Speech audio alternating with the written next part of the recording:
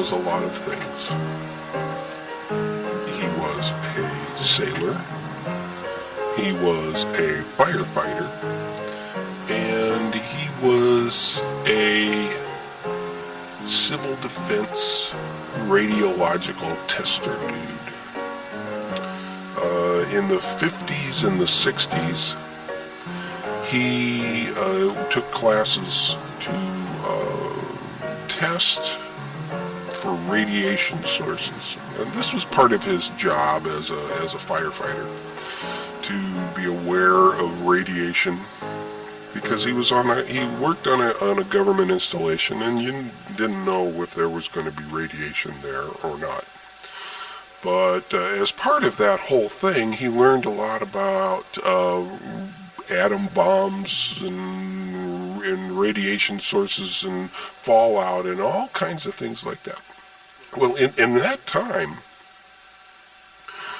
in school, we were learning how to duck and cover, which was a thing that you jumped under your desk in case of nuclear attack, and crouched down and put your head between your knees and, waited until the bomb blew up, and then everything was going to be okay, because your desk was going to protect you from an atom bomb.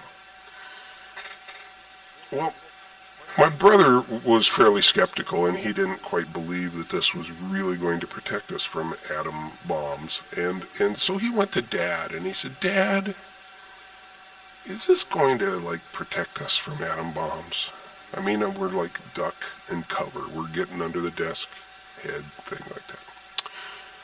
Dad went to the bookshelf and pulled out a book that showed blast radiuses and megatons and of atom and nuclear weapons, and he pointed out that the blast radius from a certain type of nuclear bomb was like 5 miles, and everything inside that 5 miles was vaporized.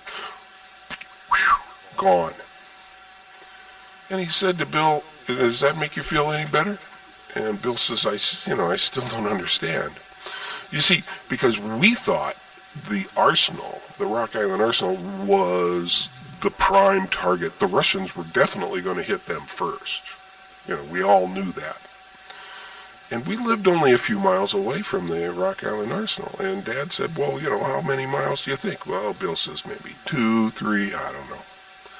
And we got a 5-mile blast radius on this kind of nuclear weapon, and they got bigger bombs than this. He says, so what do you think?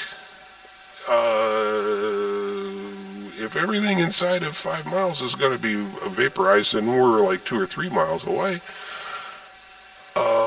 is that going to help getting under your desk? Well, Bill, kind of thought about it a little bit, and he says, "Dad, why do they tell us to do that?" And my dad says, "Well, you put your head between your knees so you can kiss your ass goodbye." That was the end of our education in nuclear weapons.